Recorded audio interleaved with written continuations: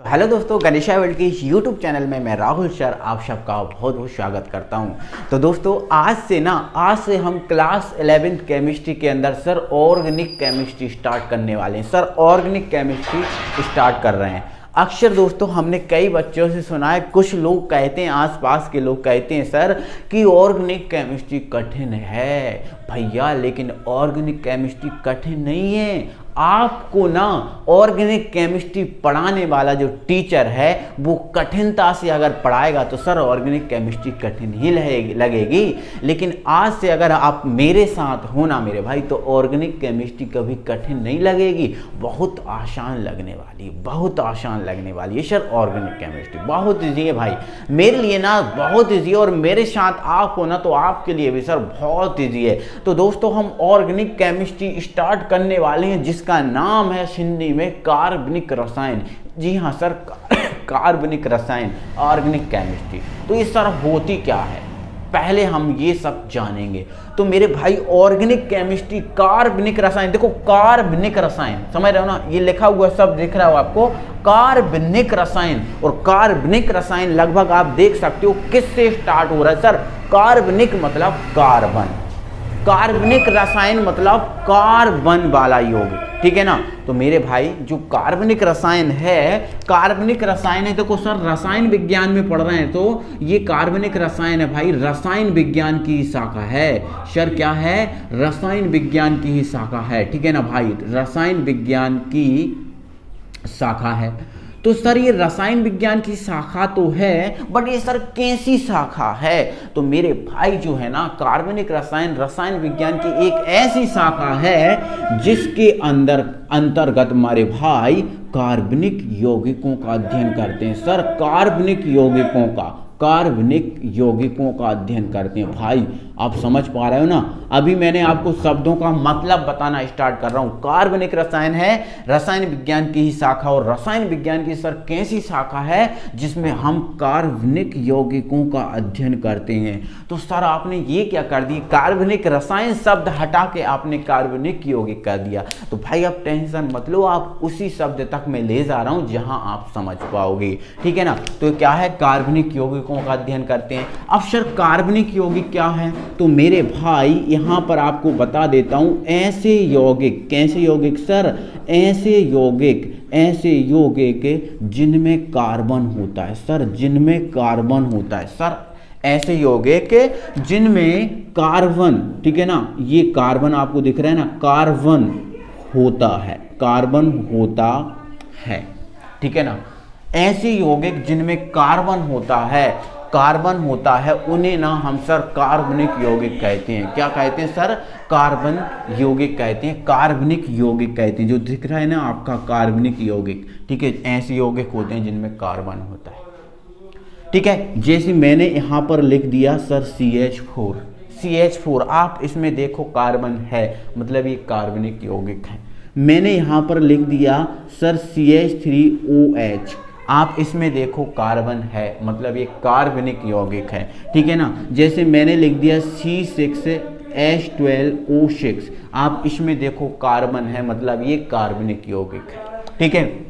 मैंने यहाँ पर लिख दिया C6H6, इसमें कार्बन है, मतलब ये कार्बनिक यौगिक है। तो समझ पाए ना कार्बनिक यौगिक क्या है। मेरे भाई आप 11th केमिस्ट्री में आए हो, 11th में अभी आए हो, तो थोड़ा स्टार्टिंग में सामंजस्य बना के रखो, आपको पूरा बिल्कुल आसान कर दूंगा यार भाई। जैसे आप ABCD आपको आसान लगती है ना, अब ऐसे ही इनको आसान कर दूंगा मैं, ऐसे ही आपको आसान लगेंगी। तो अभी आप इतना ही समझोगे कि कार्बनिक रसायन क्या है सर। कार्बनिक रसायन को इंग्लिश में हम ऑर्गेनिक केमिस्ट्री बोलते हैं, कार्बनिक रसायन को इंग्लिश में क्या बोलते हैं सर? ऑर्गेनिक केमिस्ट्री बोलते हैं। तो ये क्या है कार्बनिक रसायन सर? ये रसायन विज्ञान की शाखा है जिसके अंतर्गत हम कार्बनिक यौगिक का अध्ययन करते हैं। सर ये कार्बनिक यौगिक क्या है? तो ऐसे यौगिक जिनमें कार्बन होता है सर, कार्बनिक यौगिक है। जैसे आपका ये दिख रहा है, इसमें कार्बन है, मतलब ये कार्बनिक यौगिक है, ये भी कार्बनिक यौगिक है, ये भी कार्बनिक यौगिक है, ये भी कार्बनिक यौगिक है, ठीक है। अब मेरे भाई अभी इतना पहचानना कि ये कार्बनिक यौगिक है। अब इनके नाम कैसे आए, कैसे बने सर, इसकी टेंशन मत लो, बिल्कुल नहीं लो, मैं आपको पूरा सिखा दूंगा, बनाना बता दूंगा भाई साहब, ये कैसे बनते हैं सब कुछ सिखा दूंगा, टेंशन नहीं लेनी, ठीक है। तो ये कार्बनिक यौगिक हैं। तो सर ये कार्बनिक यौगिक कितने हैं, ये भी क्वेश्चन आपके दिमाग में जा रहा होगा। तो भाई साहब कार्बनिक यौगिक एक नहीं है, 10 नहीं है, 100 नहीं है, 1000 नहीं है भाई, लाखों हैं कार्बनिक यौगिक सर, लाखों हैं भाई। मैं आपको बता देता हूं, आज जो ना कार्बनिक यौगिक की जो बदौलत है कि आज हम जीवित हैं, आज हम सर जीवित हैं, कार्बनिक यौगिक की बदौलत है ये। अगर कार्बनिक यौगिक नहीं होता तो आज ना हम जीवित भी ना होते, क्योंकि कार्बनिक यौगिक हमारे बॉडी का एक महत्वपूर्ण अंग है, हमारे शरीर का एक महत्वपूर्ण अंग है, महत्वपूर्ण भाग है, ऐसा कहें कार्बनिक यौगिक।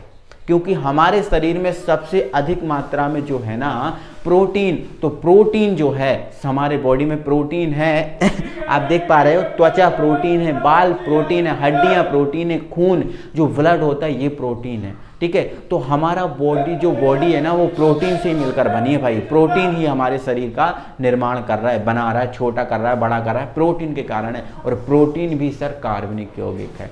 कार्बोहाइड्रेट, विटामिन, न्यूक्लिक अम्ल, ये सब सर क्या है, कार्बनिक यौगिक है। मतलब कार्बनिक यौगिक हमारे लिए बहुत बहुत बहुत महत्वपूर्ण है, यूं कहें, ठीक है। तो ध्यान रखना, कार्बनिक यौगिक एक नहीं, 10 नहीं, 100 नहीं, 1000 नहीं, लाखों है सर कार्बनिक यौगिक। क्या सर, लाखों। तो सर हमारे लिए जो कार्बनिक यौगिक है वो सीधी सी बात कहें तो मोस्ट आईएमपी है, ओके। तो मुख्य हमारा प्रॉब्लम कौन है, कार्बन। मुख्य हमारी प्रॉब्लम क्या है सर, कार्बन। तो ये कार्बन को ही क्यों ना हम कार्बन को सबसे पहले जाने कि कार्बन है कहाँ, कैसे रहता है, कहाँ व्यवस्थित है, कहाँ मिलता है। तो सर हमने हमारी आवर्त सारणी को पढ़ा है, हमने हमारी जो आवर्त सारणी है ना सर, इस आवर्त सारणी को हमने पढ़ा है। और आवर्त सारणी में आप देख पाते हो, आवर्त सारणी जो है ना मेरे भाई, उस आवर्त सारणी में आप देख पाते हो कि देखो यहाँ आपका एक 14वां वर्ग है। कौन सा वर्ग है सर, 14वां वर्ग है। और इस 14वें वर्ग में सर कौन बैठा है, कार्बन बैठा है। और यहाँ पर आपका ये दूसरा आवर्त है। कौन सा आवर्त है सर, दूसरा आवर्त है। तो ये जो कार्बन है सर, जो कार्बन आपको दिख रहा है वो 14वें वर्ग का तत्व है, 14वें वर्ग का तत्व है। और आपका सेकंड आवर्त का आपको पता है ना मेरे भाई, जो है ना अपनी जो पेरियोडिक टेबल है, आवर्त सारणी है, इसमें 18 वर्ग हैं। कितने वर्ग हैं सर, 18 वर्ग हैं, है ना, और 7 आवर्त हैं। तो कार्बन जो है ना भाई वो 14वें वर्ग का तत्व है और दूसरे आवर्त का तत्व है, ठीक है। तो मुखिया कौन है, कार्बन। तो सबसे पहले हमें कार्बन को जानना जरूरी है कि कार्बन है क्या चीज। तो मेरे भाई कार्बन को अगर हम देखें तो 14वें वर्ग का और दूसरे आवर्त का है। इस कार्बन की अगर हम बात करें तो इसका जो है ना कार्बन का जो परमाणु क्रमांक होता है, ठीक है ना सर, क्या होता है, परमाणु क्रमांक होता है। ये परमाणु क्रमांक जिसको हम जेड से व्यक्त करते हैं, ये जेड का मान इसके लिए क्या होता है, 6। परमाणु क्रमांक कार्बन का सर कितना होता है, 6। और परमाणु क्रमांक 6 होने के कारण भाई इसमें जो प्रोटॉन की संख्या है वो भी 6 है, और जो इलेक्ट्रॉन की संख्या है सर वो भी कितनी है, 6 है। लेकिन अगर हम इसके भार की बात करें तो इसका जो परमाणु भार होता है कार्बन का, वो आप सब जानते हो सर 12 होता है सर। कितना होता है, 12 होता है। किसका सर, कार्बन का। किसका सर, कार्बन का। तो ये कार्बन को हमें पूरी तरीके से जानना पड़ेगा। अगर हमें कार्बन को पढ़ना है सर तो हमें बीज से बरगद बनना पड़ेगा सर। बीज जानती हो, बीज एक छोटा सा भाग होता है, और जब बीज से बरगद बनता है तो बरगद एक बहुत बड़ा पेड़ होता है सर, ठीक है ना। बीज से क्या बनना पड़ेगा सर, वर्गद बनना पड़ेगा, ठीक है, वर्गद, ठीक है ना। तो ये चीज़ों को आप थोड़ा सा जानो दो मेरे भाई, ठीक है, क्योंकि बहुत आपको पढ़ना है। एक छोटी सी चीज़ से जब हम स्टार्ट करेंगे तब जाके हम चीज़ों को आगे बहुत अच्छे से सीख पाएंगे। क्योंकि आगे जाके अगर ये नहीं पढ़ा तो आगे जाके अब हम चीज़ों को पढ़ेंगे तो हमें कुछ भी नहीं आने वाला सर समझ में कि ये क्या होता है, कैसा होता है, कुछ नहीं आएगा समझ में, ठीक है ना। तो ये हमें जानना ज़रूरी है सर, ठीक है ना। तो यहाँ पर आप इतना समझ गए, आगे हम बात करेंगे और, ठीक है। अगर हम दोस्तों कार्बन का परमाणु क्रमांक 6 होता है, इसका हम इलेक्ट्रॉनिक विन्यास करें तो हम देखेंगे कि भाई पहली कक्षा में कितने भर आएंगे। देखो 6 इलेक्ट्रॉन है ना, तो पहली कक्षा में 2 इलेक्ट्रॉन और बचे कितने 4, तो दूसरी कक्षा में कितने इलेक्ट्रॉन सर 4 ही इलेक्ट्रॉन आएंगे। लेकिन आप मेरे भाई एक विशेष बात जानते हो कि जो कक्षाएं 7 होती हैं और 7 कक्षाओं में इलेक्ट्रॉन कैसे भराते हैं, पहले में 2, दूसरे में 8, तीसरे में 8, फिर 18, फिर 18, फिर 32, इस टाइप से इलेक्ट्रॉन भराते हैं। अब देखो पहली कक्षा में 2 इलेक्ट्रॉन भराते हैं तो पहली कक्षा में यहाँ 2 ही इलेक्ट्रॉन है, बट दूसरी में भराते कितने हैं 8 हैं, बट इसमें कितने इलेक्ट्रॉन हैं सर 4 हैं। तो हम ये भी कह सकते हैं कि दूसरी कक्षा का अष्टक कार्बन में पूरा नहीं होता। अब भाई दूसरी कक्षा का अष्टक पूरा नहीं होता तो अष्टक को पूरा करने के लिए, अष्टक कितने में पूरा होता है 8 में, तो अष्टक को पूरा करने के लिए इसको कितने इलेक्ट्रॉन की आवश्यकता है सर 4 इलेक्ट्रॉन की आवश्यकता है। तो यूं कहें कि कार्बन जो है ना 4 इलेक्ट्रॉन ग्रहण करता है। क्या करता है सर, ग्रहण कर सकता है। या फिर ये कार्बन ऐसा करे कि 4 इलेक्ट्रॉन क्या कर दे, दान कर दे। क्या कर दे सर, दान कर दे, तभी इसका अष्टक पूरा हो सकता है। क्योंकि भाई ग्रहण कर लेगा तो 8 हो जाएंगे और 8 में इसका अष्टक पूरा हो जाएगा, और यदि दान कर देगा तो 4 इलेक्ट्रॉन चले जाएंगे, तो ना रहेगा बांस और ना बजेगी बांसुरी, है ना। ये हमारा एक कॉन्सेप्ट है, समझे। तो इतना आप इस चीज को याद रखना भाई, है ना। चलो तो यहाँ पर ध्यान रखना कि इसका अंतिम कोष कितना होता है। अंतिम कोष कौन सा है, दूसरा, ठीक है। अंतिम कोष, अंतिम कोष मतलब अंतिम कोष क्या होता है सर, संयोजकता कोष होता है, ठीक है। अंतिम कोष क्या होता है सर, संयोजकता कोष होता है। इस बात को याद रखना, हम आपको 4th यूनिट में पढ़ा चुके हैं। अंतिम कोष कौन सा कोष कहलाता है सर, संयोजकता कोष कहलाता है, ठीक है। और अंतिम कोष इसका कौन सा है सर, कार्बन का दूसरा है। कौन सा है सर, दूसरा है। और अंतिम कोष संयोजकता कोष, और संयोजकता कोष में कितने इलेक्ट्रॉन है सर, 4 हैं। इसलिए कार्बन के संयोजी इलेक्ट्रॉन कितने होते हैं, संयोजी इलेक्ट्रॉन इज इक्वल टू 4 होते हैं। कितने होते हैं सर, 4 होते हैं, ठीक है। अब इस बात को याद रखना, अगर संयोजी इलेक्ट्रॉन कितने होते हैं, 4। अगर हम इसके संयोजकता की बात करें, ठीक है, तो संयोजकता की बात करें तो भाई हम यहाँ पर देख पा रहे हैं कि संयोजकता 4 इलेक्ट्रॉन लेगा या 4 इलेक्ट्रॉन देगा, यही है ना।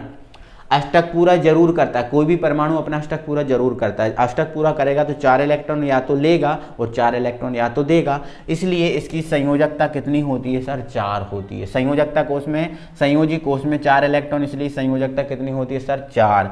अगर हम दोस्तों इसके ऑक्सीकरण अवस्था की बात करें, ठीक है ना, ऑक्सीकरण अवस्था की अगर हम इसमें बात करें तो ऑक्सीकरण अवस्था आपकी सर इसमें कितनी हो जाएगी, वो भी आपको समझना जरूरी है। देखो आप क्या कह रहे हो सर, 4 इलेक्ट्रॉन ये ग्रहण कर सकता है, आप क्या कह रहे हो सर, 4 इलेक्ट्रॉन ये दान कर सकता है। मतलब ये दोनों काम कर सकता है, 4 इलेक्ट्रॉन दान भी कर सकता है और 4 इलेक्ट्रॉन ग्रहण भी कर सकता है। ये कर सकता है ना भाई, ठीक है, कर सकता है ना भाई। तो यहाँ से इसकी ऑक्सीकरण, देखो जब दान करेगा तो देने वाला आप जानते हो कौन होता है, धनी। देने वाला कौन होता है सर, धनी होता है। तो जब 4 इलेक्ट्रॉन दान करेगा तो इसके ऊपर आएगा +4। लेकिन जब 4 इलेक्ट्रॉन को ये ग्रहण करेगा, 4 इलेक्ट्रॉन को क्या करेगा सर, ये ग्रहण करेगा, तो इसके ऊपर क्या आएगा सर, 4-। तो यूं कहें कि कार्बन की ऑक्सीकरण अवस्था +4 या -4 होती है। बिल्कुल सही बात है सर, कार्बन पे +4 भी हो सकता है, कार्बन पे -4 भी हो सकता है, क्योंकि ये 4 इलेक्ट्रॉन दान भी कर सकता है, क्योंकि ये 4 इलेक्ट्रॉन ग्रहण भी कर सकता है। तो + या -4 इसकी संयोजकता होती है। अब एक और बात करें दोस्तों कि जो कार्बन है इस पे ऋणात्मक आवेश होता है, और आपने देखा है, आपने सुना है कि जो ऋणात्मक होते हैं वो अधातु होते हैं। तो यूं कहें कि कार्बन सर आपका अधातु है। सर क्या है, कार्बन अधातु है आपका, ठीक है। मतलब यूं कहें कि ये नॉन मेटल है, ठीक है ना सर, ये नॉन मेटल है। कार्बन क्या है सर, अधातु है, नॉन मेटल है। इस बात को समझे सर, कोई दिक्कत है नहीं। अब यहाँ पर और चीज़ों को आपको मैं सिखा रहा हूँ, टेंशन नहीं लेना है, आपको पूरा सब कुछ सिखाऊंगा, ठीक है ना। चलो आगे हम बात करें, ठीक है। आगे हम बात करें मेरे भाई, तो यहाँ पर जो कार्बन दिख रहा है ना आपका, कार्बन की संयोजकता कितनी होती है सर? 4 होती है। संयोजी कोष में कितने इलेक्ट्रॉन होते हैं सर? 4 होते हैं। कितने होते हैं सर? 4 होते हैं। ऑक्सीकरण अवस्था प्लस या -4 होती है, ठीक है ना। अब संयोजी कोष में कितने इलेक्ट्रॉन होते हैं? 4। अब हम बंधता की बात करें, किसकी बात करें? बंधता की बात करें, ठीक है। बंध की बात करें तो मेरे भाई, ठीक है, बंध की अगर बात करें तो कार्बन जो है ना, अपने कार्बन के साथ जो यौगिक होते हैं, कार्बन जो होता है उसमें सहसंयोजी बंध होता है। सहसंयोजी बंध होता है। सहसंयोजी बंध होता है, ठीक है। कार्बन में सर कौन सा बंध होता है? सहसंयोजी बंध होता है, ठीक है ना। अब एक बात और बात समझेंगे, कार्बन की संयोजकता कितनी है सर? 4 है। संयोजकता कितनी है? 4 है। मतलब क्या है? मतलब ये है कि सर कार्बन जो है संयोजकता 4 है, इसका मतलब ये है कार्बन जो है ना 4 अपने साथ बॉन्ड रखता है। कार्बन की संयोजकता कितनी है सर? 4 है। इसलिए कार्बन अपने साथ सर 4 बॉन्ड रखता है। कितने बॉन्ड रखता है सर? 4 बॉन्ड रखता है, ठीक है। अब देखो सहसंयोजी बंध है सर, कौन सा बंध है? सहसंयोजी बंध है, ठीक है। तो कार्बन जो है ना सहसंयोजी बंध में एकल बंध भी रखता है। देखो सहसंयोजी बंध आपने पढ़ा है कि 3 टाइप के होते हैं, एकल बंध, द्विबंध और त्रिबंध। सहसंयोजी बंध 3 टाइप के होते हैं, सिंगल बॉन्ड, डबल बॉन्ड और ट्रिपल बॉन्ड, ठीक है ना। तो कार्बन में सर ये तीनों बॉन्ड होती हैं क्या? बिल्कुल सर, कार्बन में सिंगल बॉन्ड भी हो सकता है, कार्बन में डबल बॉन्ड भी हो सकता है, सर कार्बन में ट्रिपल बॉन्ड भी हो सकता है, कोई दिक्कत नहीं है। तो मतलब कार्बन की संयोजकता कितनी? 4। इसलिए कार्बन अपने साथ सर 4 बॉन्ड रखता है। सर कितने बॉन्ड? 4 बॉन्ड रखता है, ठीक है ना। तो अब भाई आप टाइम पे स्क्रीनशॉट अपने लेते जाना और अपनी कॉपी में लिखते जाना, ठीक है ना भाई। सहसंयोजी बंध होता है तो इसके अंदर भाई अगर हम बंध की बात करें तो यहाँ पर जो है ना सिंगल बॉन्ड भी रखता है, सिंगल बॉन्ड भी रखता है, ठीक है ना। कार्बन जो है ना डबल बॉन्ड भी रखता है सर, डबल बॉन्ड भी रख सकता है। और कार्बन सर ना ट्रिपल बॉन्ड भी रखता है, ठीक है ना सर, ट्रिपल बॉन्ड भी रखता है। सर कौन? कार्बन। कार्बन में सर सिंगल बॉन्ड भी होता है सर, कार्बन में डबल बॉन्ड भी होता है और कार्बन में सर ट्रिपल बॉन्ड भी होता है। इस विशेष बात को आप ध्यान रखना, ठीक है। चलो आगे बढ़ाते हैं चीज़ों को, ठीक है। चलो, है ना। तो आपको ध्यान रखना है कार्बन की संयोजकता कितनी होती है? 4 होती है, ठीक है। 4 होती है संयोजकता, इसलिए कार्बन अपने पास कितने बॉन्ड रखता है? 4 बॉन्ड रखता है। अब देखो यहाँ पर, ठीक है। तो यहाँ पर लिख दे रहा हूँ कार्बन अपने साथ 4, यहाँ लिख दे रहा हूँ 4 बॉन्ड रखता है, 4 बॉन्ड रखता है। इस विशेष बात को, इस विशेष पॉइंट को आप आज के बाद कभी नहीं बोलना मेरे भाई। जिंदगी में आप कुछ भी भूल जाना, जिंदगी में आप मेरे भाई कुछ भी भूल जाना, लेकिन इस विशेष बात को मत भूलना कि कार्बन की जो है ना, कार्बन अपने साथ कितने बॉन्ड रखता है सर? 4 बॉन्ड रखता है भाई। इस विशेष बात को ना भूलियो, ठीक है। और सब कुछ भूल जाइए यार, ठीक है ना। चलो, अब वो 4 बॉन्ड अपने साथ कैसे कैसे रख सकता है वो आप देखो। सिंगल बॉन्ड कैसे रख सकता है, डबल बॉन्ड कैसे रख सकता है, ट्रिपल बॉन्ड कैसे रख सकता है मेरे भाई, देखो यहाँ पर, ठीक है मेरे भाई। कार्बन 4 बॉन्ड रखता है, कितने बॉन्ड रखता है? 4 बॉन्ड। अब वो 4 बॉन्ड कैसे हो सकते हैं वो आप देख लो। या तो कार्बन में 4 बॉन्ड एक बॉन्ड इस टाइप से हो सकते हैं, कार्बन में 4 बॉन्ड एक बॉन्ड इस टाइप से हो सकते हैं। अगर आप इस टाइप से नहीं होंगे तो कार्बन में जो 4 बॉन्ड हैं, डबल बॉन्ड इधर, डबल बॉन्ड इधर, ऐसे हो सकता है, कोई दिक्कत नहीं है। अब कार्बन में इस टाइप से अगर बॉन्ड नहीं हुए तो ऐसे हो सकता है 3 बॉन्ड इधर लगे हों और 1 बॉन्ड इधर लगा हो, ऐसा हो सकता है। या फिर कार्बन में ऐसा हो सकता है कि 1 बॉन्ड इधर लगा हो और 3 बॉन्ड इधर लगे हों। मतलब किसी भी टाइप से, इनमें से कोई भी टाइप होगा, लेकिन कार्बन में 4 बॉन्ड की, जो 4 बॉन्ड से कभी 5 बॉन्ड नहीं होंगे। जी आप इस बात को हमेशा याद रखना। कार्बन की संयोजकता कितनी होती है सर? 4, इसलिए 4 बंध ये अपने साथ रखता है। 4 बंध कैसे हो सकते हैं? तो सर ऐसे हो सकते हैं, 4 सिंगल हो सकते हैं, 2 डबल हो सकते हैं, 1 ट्रिपल, 1 सिंगल हो सकता है, ठीक है ना।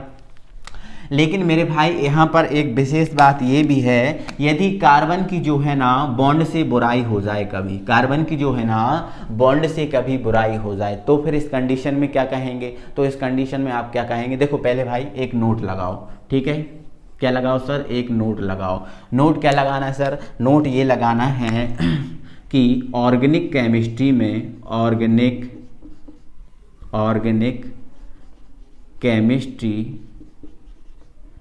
केमिस्ट्री में संयोजकता बॉन्ड में बदल जाती है, बॉन्ड में बदल जाती है। ये आपको नोट लगाना है। ऑर्गेनिक केमिस्ट्री में सर संयोजकता किस में बदल जाती है? बॉन्ड में बदल जाती है। किस में सर? बॉन्ड में। कैसे बदलती है मैं देखता हूँ, आपको समझाता हूँ। जैसे आप दोस्तों देख पा रहे हैं कि जैसे ऑक्सीजन है, इसकी ऑक्सीजन पे कितना आवेश होता है? 2- होता है। कितना आवेश होता है सर? 2- होता है। इसलिए जो ऑक्सीजन है अपने पास 2- होता है ना, संयोजकता इसकी कितनी है? 2 है। इसलिए कार्बन अपने साथ 2 बॉन्ड रखेगा। सर क्या रखेगा? 2 बॉन्ड रखेगा। वो 2 बॉन्ड इस टाइप से हो सकते हैं या फिर डबल बॉन्ड ओ इस टाइप का हो सकता है, ठीक है? जैसे आप देख पा रहे हो हाइड्रोजन है, इस पर क्या हो सकता है सर? इस पर क्या हो सकता है सर? 1- होता है, ठीक है? कार्बन पर, सॉरी हाइड्रोजन पर 1- होता है या 1+ होता है। इसलिए जो आपका हाइड्रोजन है सर, वो आपका अपने साथ 1 बॉन्ड रखेगा। कितना बॉन्ड रखेगा सर? 1 बॉन्ड रखेगा। इस विशेष बात को, इस विशेष पॉइंट को याद रखना, ठीक है? तो ऑर्गेनिक केमिस्ट्री में जो संयोजकता होती है वो किसमें? बॉन्ड में बदल जाती है। मतलब जैसे ऑक्सीजन पर 2- होता है, मतलब वो 2 बॉन्ड रखेगा। हाइड्रोजन पर 1+ होता है, मतलब 1 बॉन्ड। मतलब जिस पे जितना आवेश होगा वो उतने ही बॉन्ड अपने ऊपर रखेगा। किसी पर 3 आवेश है, 3+ है, तो वो 3 बॉन्ड रखेगा। किसी पर 4+ है तो वो 4 बॉन्ड रखेगा। किसी पर 1+ है तो वो 1 बॉन्ड रखेगा। 2+ है तो 2 बॉन्ड रखेगा, ठीक है ना? ऐसे आपको इस बात को याद रखना, ठीक है? चलो आगे बताते हैं। तो कार्बन की बॉन्डिंग कितनी होती है सर? 4 होती है। 4 बॉन्डिंग इस टाइप से हो सकती है। चारों सिंगल हो सकते हैं, 2 डबल हो सकते हैं, 1 ट्रिपल, 1 सिंगल हो सकता है, ठीक है? बट कार्बन की भाई बॉन्ड से कभी बुराई हो गई तो क्या कर सकते हैं? तो मेरे भाई जो कार्बन है, इस कार्बन के साथ हम क्या कर सकते हैं वो आपको समझना है। तो मेरे भाई अगर हाइड्रोजन कार्बन से बुराई, सॉरी बॉन्ड से बुराई हो गई, तो कार्बन में आप क्या कर सकते हैं दोस्तों? एक संयोजकता वाले 4 H जोड़ सकते। देखो हाइड्रोजन के पास कितने बॉन्ड होते हैं? 1 बॉन्ड होता है। हाइड्रोजन के पास कितना बॉन्ड होता है? 1, क्योंकि इस पे 1+ होता है। तो कार्बन की संयोजकता कितनी होती है? कार्बन की संयोजकता कितनी होती है? 4 होती है ना। कार्बन के पास कितने बॉन्ड होते हैं? 4 बॉन्ड होते हैं ना। तो आप हाइड्रोजन के पास कितने बॉन्ड होते हैं? 1। तो आप कार्बन की अगर हाइड्रोजन से बॉन्डिंग पूरी करना चाहते हो तो आप क्या करना है? कार्बन के साथ आपको 4 हाइड्रोजन जोड़ने पड़ेंगे, क्योंकि कार्बन की बॉन्डिंग 4, हाइड्रोजन की कितनी? 1। तो 4 हाइड्रोजन जोड़ गए तो कितनी बॉन्डिंग हो गई? 4 बॉन्डिंग हो गई। कोई दिक्कत? ठीक है। अगर आपके पास 4 हाइड्रोजन ना हो तो आप यदि कार्बन के साथ 3 H जोड़ रहे हो, कितने H जोड़ रहे हो? 3 H। तो कार्बन की जो है ना बॉन्डिंग 3 H से तो पूरी होगी नहीं, क्योंकि 1 H के पास 1 बॉन्ड होता है। तो 3 H के पास कितने बॉन्ड? 3। हमें कितनी करनी है? बट 4 करनी है। तो इसलिए 3 H जोड़ोगे तो एक आपको क्या करना पड़ेगा? बॉन्ड लगाना पड़ेगा, ठीक है? यदि आप कार्बन के साथ 2 H जोड़ रहे हो तो आपको देखो संयोजकता कितनी करनी है? 4, ठीक है? और 2 H जोड़े तो कितनी हुई? 2 हुई, क्योंकि 2 H के पास 2 बॉन्ड है। हमें 2 बॉन्ड और लगाना बाकी है ना, तो इसलिए आप इसमें 2 बॉन्ड लगाओगे। यदि कार्बन के साथ आप 3 H जोड़ रहे हो तो आप कितने बॉन्ड लगाओगे? 1 बॉन्ड लगाओगे, जो हमने कॉन्सेप्ट आपको पहले ही सॉरी यदि कार्बन के साथ 1 H जोड़ रहे हो, सॉरी कार्बन के साथ कितना H जोड़ रहे हो? 1। देखो 3 जोड़ दिए, 1 बॉन्ड। 2 जोड़ने पर 2 बॉन्ड लगाना पड़ेंगे। यदि कार्बन के साथ आप 1 H जोड़ रहे हो तो कितनी बॉन्डिंग होगी? 1 होगी, क्योंकि हाइड्रोजन के पास 1 होती है। कितनी बची? 3। तो आपको क्या करना पड़ेगा? 3 बॉन्ड लगाने पड़ेंगे। तो इस विशेष पॉइंट को भी आपको याद रखना है, ठीक है? कार्बन की संयोजकता ऐसे करो पूरी, 4 बॉन्ड लगा के करो, या फिर आप 4 H लगा दो। यदि आप 3 H लगा रहे हो तो 1 बॉन्ड लगाना पड़ेगा, 2 H लगा रहे हो तो 2 बॉन्ड लगाना पड़ेगा, और 1 H लगा रहे हो तो 3 बॉन्ड लगाने पड़ेंगे, क्योंकि कार्बन की संयोजकता हमें हर कंडीशन में, हर हालत में 4 करनी है। तो समझ गए? तो कार्बन की अपने साथ 4 बॉन्ड रखता है, वो 4 बॉन्ड कैसे रख सकता है? ऐसे रखेगा, या फिर आप इस टाइप से समझ पा रहे होगे, ठीक है? कार्बन अपने साथ 4 ही बॉन्ड रखेगा, कोई 4 से कम बॉन्ड नहीं रखेगा, 4 से ज़्यादा बॉन्ड नहीं रखेगा, क्योंकि ईमानदारी के अंदर भी बहुत झलकती है, ठीक है ना? समझ गए ना? कोई दिक्कत नहीं है। आई होप इतना आप समझ पाए होगे, कोई दिक्कत नहीं है। तो जल्दी से यार, अभी तक यार वीडियो अच्छा लग रहा है तो वीडियो को यार लाइक कर दो यार, है ना, वीडियो को लाइक कर दो, और चैनल पे नए हो तो सर चैनल को सब्सक्राइब भाई जरूर कर लो, ठीक है ना। अब हम आगे बढ़ाते हैं चीज़ों को। ये कार्बन की कहानी चल रही है भाई, हमें ऑर्गेनिक केमिस्ट्री अगर पढ़ना है तो ये बेसिक हमारे अंदर डालना ही पड़ेगा। अगर ये बेसिक हमने नहीं सीखा तो ऑर्गेनिक केमिस्ट्री भाई मत पढ़ो यार, नहीं पढ़ पाओगे यार, सीख ही नहीं पाओगे। फिर कल वही कहोगे कि ऑर्गेनिक केमिस्ट्री कठिन है ना, या फिर हमें कठिन लगती है ना, बहुत कठिन है, ऐसे शब्द है ना। तो इन शब्दों का यूज़ ना करो, इसलिए पढ़ लो अच्छे से, ठीक है ना। चलो अब हम आगे बढ़ते हैं सर, है ना, आगे बढ़ते हैं। और हम दोस्तों ये दो कार्बन है, कार्बन की संख्या के आधार पर कार्बन के नाम सीखते हैं, ठीक है। तो ये हमने सीख लिया। तो यहाँ पर हम देखेंगे, यहाँ पर एक नोट लिखेंगे,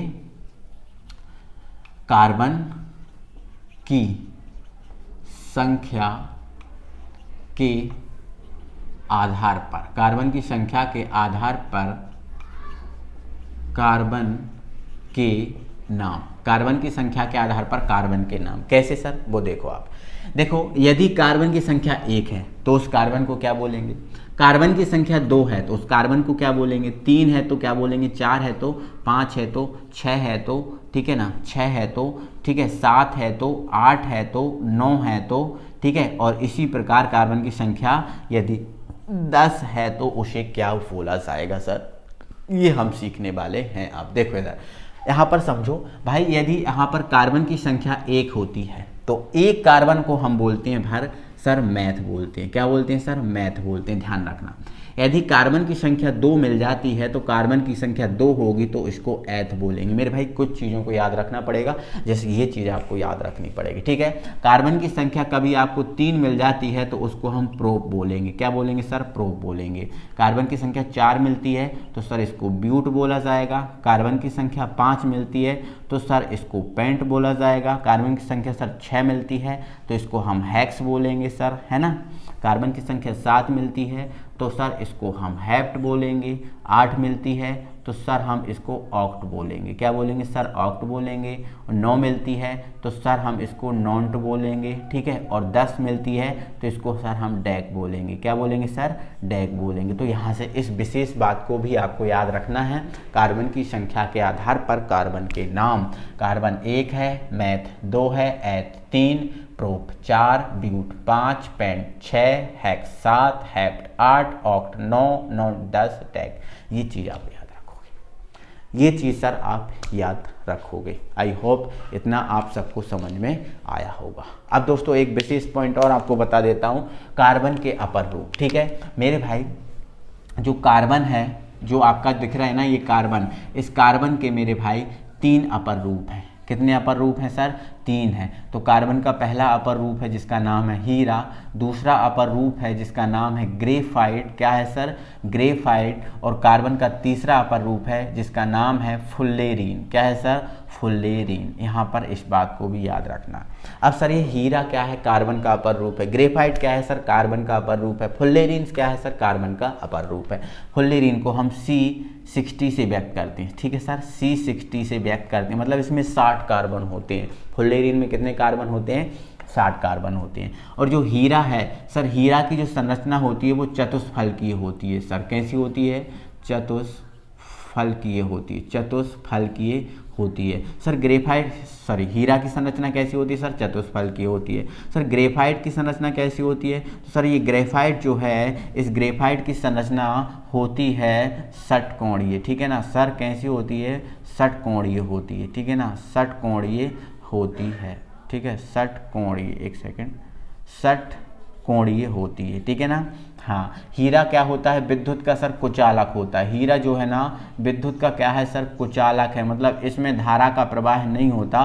बट ये जो ग्रेफाइट है हीरा का, विद्युत का कैसा होता है सर, सुचालक होता है। क्या होता है सर, सुचालक होता है। तो इन पे हम आगे बात करेंगे, कोई टेंशन इसकी नहीं लेना, ठीक है ना। तो इतना अगर आप समझ पा रहे हो, इतना अगर आप चीज़ों को समझ पा रहे हो, ध्यान में ले रहे हो, तो आप ना बहुत अच्छे से दोस्तों हम आगे बढ़ा सकते हैं फिर इस चीज़ को, ठीक है ना।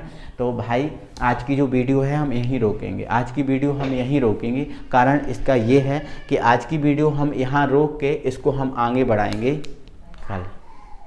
दोस्तों इन सब को जानने के बाद एक ज़रूरी चीज़ हमारे लिए बन जाती है सर, कार्बनिक यौगिकों की श्रेणियाँ। जो आपको दिख रहा है ना सर, ये कार्बनिक यौगिकों की जो श्रेणियाँ आपको दिख रहा है, ये ज़रूरी चीज़ आपके लिए बन जाती है, ठीक है ना। अगर इन चीज़ों को भी आपने नहीं जाना तो आगे आपसे जो ऑर्गेनिक केमिस्ट्री के जो कार्बनिक यौगिक हमने शब्द पढ़ा था वो चीज़ आपसे नहीं बनेगी। तो इन चीज़ को हमें जानना बहुत ज़रूरी है, बहुत बहुत बहुत बहुत इम्पोर्टेंट ये चीज़ है आपके लिए, बहुत बहुत बहुत इम्पोर्टेंट चीज़ है ये आपके लिए। आप दोस्तों ये जानते हो, आप ये विशेष बात जानते हो कि एक कार्बन को हम क्या बोलते हैं? एक कार्बन को हम मैथ बोलते हैं, हमने आपको अभी सिखाया है, ठीक है ना। एक कार्बन को मैथ बोलते हैं, 2 कार्बन को हम एथ बोलते हैं, 3 कार्बन को हम प्रोप बोलते हैं, 4 कार्बन को हम ब्यूट बोलते हैं, 5 कार्बन है तो पेंट बोलेंगे, 6 है तो हेक्स बोलेंगे, ठीक है ना। यहाँ से आपका 5 कार्बन है तो इसको फेंट बोला जाएगा, 6 कार्बन है तो इसको हम हेक्स बोलेंगे, 7 है तो हेप्ट बोलेंगे, 8 है तो ऑक्ट बोलेंगे, 9 है तो नॉन बोलेंगे, 10 है तो डेक बोलेंगे। ये चीज़ हम अभी आपको सिखा के आए। तो कार्बनिक यौगिकों की सर श्रेणियाँ 4 हैं। कार्बनिक यौगिकों की श्रेणियाँ सर कितनी हैं? 4 हैं। कितनी श्रेणियाँ हैं सर? 4 श्रेणियाँ हैं। अब ये 4 श्रेणियाँ कौन कौन सी हैं? तो ये सर आपने 10th में भी पढ़ा होगा, बट 10th में जो सीखा नहीं था वो आप सीख जाओगे। कार्बनिक यौगिक की पहली श्रेणी जिसका नाम है एल्केन श्रेणी, कार्बनिक यौगिक की दूसरी श्रेणी जिसका नाम है एल्किल श्रेणी, कार्बनिक यौगिक की तीसरी श्रेणी जिसका नाम है एल्कीन श्रेणी, और कार्बनिक यौगिक की चौथी श्रेणी जिसका नाम है एल्काइन श्रेणी। सर ये कार्बनिक यौगिक की 4 श्रेणियाँ। कितनी श्रेणियां हैं सर? 4 श्रेणियां हैं कार्बनिक यौगिक की। इतना आप समझ गए। एल्केन, एल्किल, एल्कीन और एल्काइन, ठीक है। एक एक को हम जानेंगे, समझेंगे। देखो आप क्रमशः आप जानते हैं। सबसे पहले सर एल्केन की बात करें तो एल्केन, आप एल्केन को अच्छे से पढ़ो, समझ में आ रहा है ना। एल्केन को अच्छे से पढ़ो। एल्केन, एल्केन मतलब प्रत्यय इसमें क्या निकल रहा है? एल्केन, एन आ रहा है ना, प्रत्यय क्या निकल रहा है सर? एन आ रहा है। प्रत्यय क्या आ रहा है सर? एन। तो मतलब इस श्रेणी का जो प्रत्यय होता है वो सर एन होता है। एल्केन मतलब प्रत्यय क्या आ रहा है सर? एन आ रहा है। प्रत्यय क्या आ रहा है सर? एन आ रहा है। श्रेणी पे बात करें दूसरी एल्किल, अब धीरे से पढ़ो। एल्किल, एल्किल, इल आ रहा है ना प्रत्यय, तो सर इसमें जो प्रत्यय है वो आपका इल आ रहा है। एल्कीन, तो सर इसमें प्रत्यय क्या आ रहा है? एल्कीन मतलब बड़ी ईन आ रहा है। क्या आ रहा है सर? बड़ी ईन आ रहा है इसका प्रत्यय। नेक्स्ट है एल्काइन, आयन, प्रत्यय एल्काइन मतलब प्रत्यय सर इसमें क्या आ रहा है सर? आयन आ रहा है। क्या आ रहा है सर? आयन आ रहा है। तो इन चारों श्रेणियों को प्रत्यय आप देख सकते हो। एल्केन का प्रत्यय एन है, एल्किल का इल है, एल्कीन का ईन है और एल्काइन का आयन है। इतना समझे भाई? इतने समझे भाई? आगे समझो। आगे दोस्तों इसमें ये जानना जरूरी है कि एल्केन जो श्रेणी है इसके सूत्र की अगर बात करें तो एल्केन श्रेणी का सर जो सूत्र होता है वो होता है CnH2n+2। मतलब क्या है इसका? मतलब जानो, इधर देखो। जैसे मान के चलो ये आपका Cn है। क्या है सर? Cn, तो H कितना है? 2n। ये Cn है तो H2n है। मतलब यहाँ पर जो हाइड्रोजन है वो कार्बन का क्या है? डबल है। हाइड्रोजन जो है वो कार्बन का क्या है सर? डबल है। क्या है सर? डबल है। कार्बन Cn है तो हाइड्रोजन 2n है, डबल है ना। बट डबल से भी मैंने +2 कर दिया, मतलब ये क्या हो गया? दुगने से 2 अधिक। मतलब हाइड्रोजन जो है वो कार्बन के दुगने से कितना अधिक है सर? 2 अधिक है, क्योंकि +2 लिखा है ना भाई, +2 लिखा है ना। तो इस विशेष बात को याद रखना कि जो एल्केन श्रेणी होती है, इस एल्केन श्रेणी में हाइड्रोजन कार्बन के दुगने से 2 अधिक होता है। आइए इस श्रेणी को बनाते हैं, देखें आप समझें। जैसे मान के चलो मेरे भाई, यदि इस श्रेणी में n की जगह हम 1 रख दें, n की जगह सर कितना रख दें? 1 रख दें। क्या रख दें? n, 1 रख दें, 1 रख दें। तो हाइड्रोजन कितना होगा? हाइड्रोजन कितना होगा? देखो यहाँ पर n की जगह हमने कितना रख दिया? 1 रख दिया। तो ये H क्या है? 2n+2, तो ये 2 n की जगह आपको फिर से कितना रखना है? 1, फिर प्लस क्या है? 2, ठीक है। तो इसको सॉल्व करो।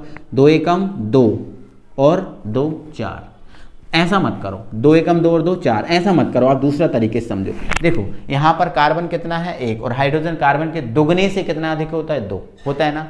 तो कार्बन कितना है 1, तो हाइड्रोजन दुगने से 2 अधिक होगा ना, तो 1 का दुगना क्या होगा, 1 का दुगना क्या होगा 2, क्योंकि 1 का दुगना 2 ही तो होता है सर, 1 का दुगना 2 और 2 से फिर 2 अधिक करना है, दुगने से 2 अधिक करना है, तो 1 का दुगना 2 और फिर 2 अधिक करेंगे तो 2 में 2 अधिक करेंगे तो 2 कितने हो जाएंगे 4 हो जाएंगे, तो C1H4 होता है, C1H4, समझ गया ना। चलो अगर इसमें कार्बन 2 होंगे तो हाइड्रोजन कितने होंगे सर, हाइड्रोजन दुगने से 2 अधिक होंगे, 2 का दुगना 4, 2 अधिक करो 6, समझ गए, ठीक है। कार्बन यदि 3 है तो हाइड्रोजन क्या होंगे दुगने से 2 अधिक, 3 का दुगना 6, 2 अधिक करो 8 हो जाएंगे, 8। C4 है तो दुगने से 2 अधिक, 4 का दुगना 8, 2 अधिक 10, तो ये 10, समझ गए ना। तो ध्यान रखना एल्केन श्रेणी में जो कार्बन होता है, हाइड्रोजन होता है, कार्बन के दुगने से 2 अधिक होता है, और इसी से आपको पहचानना है। अगर किसी कार्बनिक यौगिक में दुगने से 2 अधिक हाइड्रोजन है मतलब वो एल्केन श्रेणी का है, एल्केन श्रेणी का है। जैसे इसमें दुगने से 2 अधिक हाइड्रोजन है मतलब ये एल्केन श्रेणी का है, ये भी एल्केन, सब एल्केन श्रेणी के, ठीक है ना। चलो अब इसके नाम की बारी आती है, नाम की बारी आती है, तो यहाँ समझो भाई, नाम की बारी आती है। देखो एक कार्बन को हम क्या बोलते हैं, एक कार्बन को हम बोलते हैं मैथ, बोलते हैं ना भाई, मैथ बोलते हैं। अब बताओ ये कौन सी श्रेणी का है, तो हम देख पा रहे हैं इसमें दुगने से 2 अधिक हाइड्रोजन है, मतलब ये एल्केन श्रेणी का है। कौन सी श्रेणी का है, एल्केन, और एल्केन श्रेणी का प्रत्यय क्या है, एन है। तो यदि मैथ में देखो एक कार्बन को हम क्या बोलते हैं सर, मैथ बोलते हैं, तो ये लिख दिया मैथ। कौन सी श्रेणी का है, एल्केन, तो एल्केन का प्रत्यय क्या है, एन, तो मैथ में यदि हम एन जोड़ देंगे तो ये बन जाएगा मैथेन। क्या बन जाएगा, मैथेन बन जाएगा, सही बात है। अब 2 कार्बन को हम क्या बोलते हैं, एथ बोलते हैं, तो ये हमने लिख दिया एथ। ये एल्केन का है तो प्रत्यय में क्या जोड़ देंगे, एन, तो भी बन जाएगा एथेन। क्या बन जाएगा सर, एथेन। 3 कार्बन को हम क्या बोलते हैं सर, प्रोप बोलते हैं, तो ये लिख दिया हमने प्रोप। श्रेणी कौन सी है, एल्केन, एन जोड़ देंगे बन जाएगा प्रोपेन। 10 थे, ठीक है। 4 कार्बन को हम क्या बोलते हैं सर, ब्यूट बोलते हैं। क्या बोलते हैं, ब्यूट। कौन सी श्रेणी का है, एल्केन, तो एन जोड़ देंगे तो भी बन जाएगा ब्यूटेन। समझे आप, एक कार्बन को मैथ तो मैथेन, समझ गए ना, ये चीज़ समझ गए, कोई दिक्कत नहीं है। आगे और चीज़ों को समझो, ठीक है ना। ऐसे आप 10 तक बना सकते हो, ठीक है, 10 तक बना सकते हो। तो ध्यान रखना इसी बात को, एक कार्बन को मैथ, ये एल्केन का था इसलिए एन जोड़ा, एल्कीन का हो, एल्किल का होगा तो एल जोड़ेंगे, एल्कीन का होगा तो इन जोड़ेंगे, ठीक है। ऐसे करके कोई दिक्कत नहीं है। आगे देखें हम एल्किल श्रेणी की, तो इसके अगर हम सूत्र की बात करें तो इसका सूत्र होता है सर CnH2n+1। मतलब एल्किल श्रेणी में जो हाइड्रोजन होता है कार्बन के दुगने से देखो कितना अधिक है, 1 अधिक है। मतलब ये आपका क्या है, कार्बन n, तो H कितना 2n, मतलब दुगना, लेकिन +1 है मतलब दुगने से 1 अधिक। क्लियर, चलो कोई दिक्कत नहीं है। यदि यहाँ पर कार्बन 1 होगा तो हाइड्रोजन कितने होंगे, दुगने से 1 अधिक, 1 का दुगना 2 और 1 अधिक करेंगे 3, तो यहाँ से आपका 3 आ जाएगा। 2 कार्बन होंगे तो हाइड्रोजन दुगने से 1 अधिक, तो 2 का दुगना 4 और 1 अधिक करेंगे 5। 3 कार्बन होंगे तो हाइड्रोजन दुगने से 1 अधिक, तो 3 का दुगना 6, 1 अधिक 7। 4 कार्बन होंगे तो हाइड्रोजन दोगुने से 1 अधिक, तो 4 का दुगना 8, 1 अधिक 4 का दुगना 8, 1 अधिक 9, ठीक है ना। चलो सर इसका नाम क्या है, इसका नाम क्या है वो हम देखेंगे, ठीक है ना। चलो यहाँ पर समझो भाई इसका नाम क्या है। तो देखो एक कार्बन को हम क्या बोलते हैं, यहाँ पर दिख रहा है मैथ दिख रहा है, तो मैथ, ये रहा मैथ, एक सेकेंड, ये रहा आपका मैथ।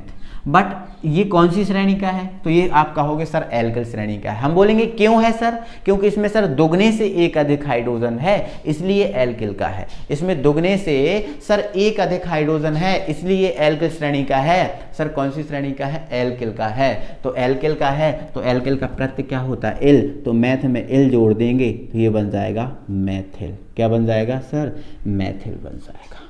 क्या बन जाएगा, मैथिल। यहाँ से समझो 2 कार्बन को क्या बोलते हैं सर, एथ बोलते हैं, ये लिख दिया हमने एथ। कौन सी श्रेणी का है सर, एल्किल का है, तो एल जुड़ेगा तो ये बन जाएगा एथिल, एथिल बन जाएगा।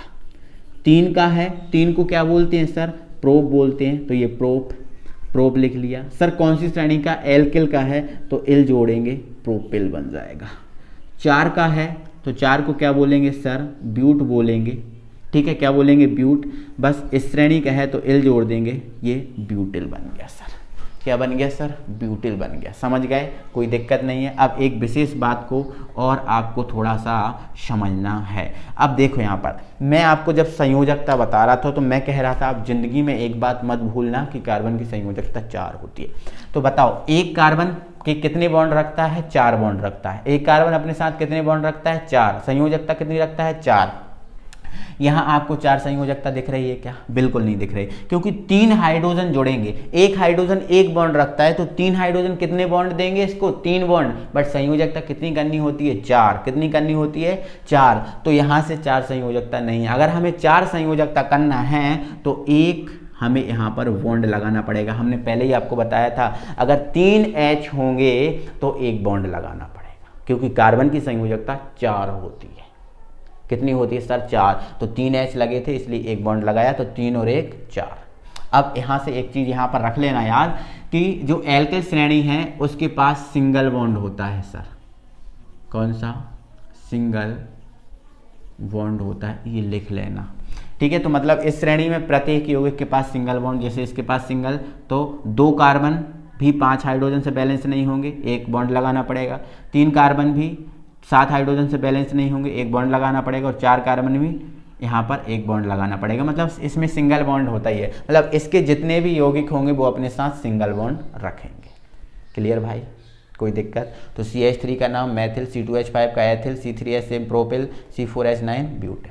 एनी प्रॉब्लम, आगे बढ़े। ठीक, एल्कीन, इसका हम सूत्र की बात करें तो इसका सूत्र होता है सर CnH2n।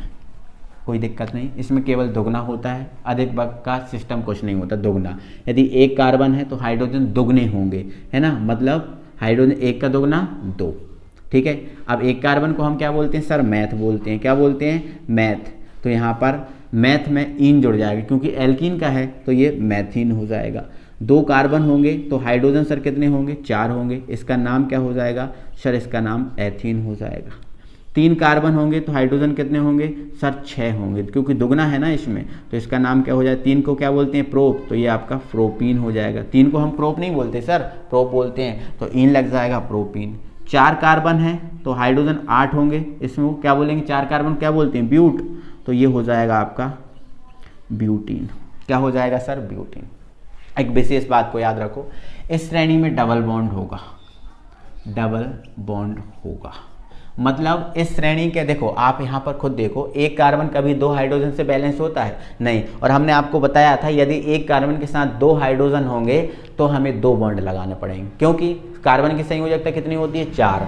तो 2 हाइड्रोजन से कितनी हो पाएगी, 2 हो पाएगी ना, 2 हाइड्रोजन से कितनी हो पाएगी, 2, लेकिन हमें कितनी करनी होती है, 4। अगर 2 हाइड्रोजन से 2 हो पा रही है, हमें 4 करना है तो इसमें डबल बॉन्ड लगाना पड़ेगा। ठीक है, तो यहाँ पर इस श्रेणी में डबल बॉन्ड होता है तो सबके साथ क्या होता है, डबल बॉन्ड। ठीक है, ये कैसे होता है डबल बॉन्ड, ठीक है, ये तो मैंने बता ही दिया कि एक कार्बन कभी 2 हाइड्रोजन से बैलेंस नहीं होता, इसलिए 2 बॉन्ड लगाने पड़ेंगे। ठीक है, और इनको भी 2 हाइड्रोजन 4 हाइड्रोजन से, 2 कार्बन 4 हाइड्रोजन से कभी बैलेंस नहीं होंगे, तो इस सब में क्या होगा, डबल बॉन्ड। तो आप इतना याद रखना कि एल्कीन श्रेणी में क्या होता है, डबल बॉन्ड होता है। एल्कीन श्रेणी का अगर कोई यौगिक है तो हमें उसे डबल बॉन्ड लगाना पड़ेगा। एल्कीन का है अगर कोई तो डबल बॉन्ड लगाना पड़ेगा। आगे हम बात करेंगे दोस्तों एल्काइन पे। इसका सूत्र होता है सर CnH2n-1, मतलब दुगने से सर एक कम, दुगने से सर कितना कम, एक कम। मतलब ये कार्बन होगा तो हाइड्रोजन क्या होगा, दुगने से एक कम, एक का दुगना 2, और 2 से 2n-2 होता है सर, CnH2n-2 होता है, दुगने से 2 कम। तो C 1 होगा तो H कितने होंगे, दुगने से 2 कम, तो 1 का दुगना 2, और 2 में से 2 कम किए तो H क्या होगा, H क्या होगा सर, 0। जब H 0 होगा, कहने का मतलब है एक कार्बन से ये श्रेणी नहीं बनती, एक कार्बन से ये श्रेणी नहीं बनती। 2 कार्बन होंगे तो हाइड्रोजन कितने होंगे सर, दुगने से 2 कम, तो 2 का दुगना 4, और 4 में से 2 कम किए तो कितने बचे, 2, तो हाइड्रोजन 2 होंगे। ठीक है ना, चलो, तो इसका नाम क्या होगा सर, 2 कार्बन को हम क्या बोलते हैं, एथ। क्या बोलते हैं सर, एथ। और ये प्रेंट श्रेणी का प्रत्यय क्या है, एथ में आयन जोड़ देंगे तो सर ये बन जाएगा एथाइन। ठीक है, एथाइन बन जाएगा। 3 कार्बन होंगे तो सर हाइड्रोजन इसमें कितने होंगे, तो हाइड्रोजन होंगे दुगने से 2 कम, 3 का दुगना 6 और 6 में से 2 कम करेंगे तो 4। 3 को क्या बोलते हैं सर, प्रोप बोलते हैं, ठीक है, क्या बोलते हैं सर, प्रोप। लेकिन ये एल्काइन का है तो आयन जोड़ देंगे तो ये प्रोफाइन, ठीक है। 4 कार्बन है तो हाइड्रोजन कितने सर, दुगने से 2 कम, 4 का दुगना 8, 8 में से 2 कम करो 6, ठीक है, तो ये हो जाएगा ब्यूटाइन, ब्यूटाइन, समझ गए ना। तो भाई ये श्रेणी आपके लिए ज़रूरी है, और ये श्रेणी आप कैसे पता करोगे, हाइड्रोजन की संख्या के आधार पर, जिसमें दुगने से 2 अधिक है एल्केन, दुगने से 1 अधिक है एल्किल, दुगना है केवल दुगना है तो एल्किन, और दुगने से 2 कम है तो ठीक है। ये श्रेणी आप, ये चीज़ आप याद रखोगे। इसके बाद आज हम इतना ही करेंगे दोस्तों, इसके बाद जो भी चीज़ें होंगी वो हमारी कल की वीडियो में होंगी। तो आज मिलते हैं दोस्तों अगली वीडियो में, तब तक के लिए थैंक यू वेरी मच। और विशेष बात जो है दोस्तों, आज जो हमने पढ़ा है, अगर ये चीज़ आप याद रखोगे तो आगे आप अच्छा से सीख पाओगे, आगे क्लास आपको अच्छी लगेगी। अगर ये नहीं पढ़ा है तो आगे क्लास फिर आपसे ठीक ठाक नहीं लगेगी, मज़ा नहीं आएगा पढ़ने में। इसलिए आप वीडियो को लाइक कर दो, चैनल को सब्सक्राइब कर लो। मिलते हैं तो फिर अगली वीडियो में, तब तक के लिए थैंक यू वेरी मच। और दोस्तों एक विशेष बात भूल रहे हैं, यहाँ पर दोस्तों ट्रिपल बॉन्ड होता है, ठीक है। इस श्रेणी में क्या होता है सर, ट्रिपल बॉन्ड होता है। जो एल्काइन श्रेणी है सर, इसमें कौन सा बॉन्ड होता है, ट्रिपल बॉन्ड होता है। इस चीज़ को आप याद रख लेना भाई, ठीक है। इन मतलब इसमें जितने भी यौगिक हैं, इसके सभी यौगिकों के पास ट्रिपल बॉन्ड, इस पे भी ट्रिपल, इस पे भी ट्रिपल और इस पे भी ट्रिपल, सबके पास ट्रिपल बॉन्ड होता है। इसकी कहानी को हम जानेंगे कल, ठीक है।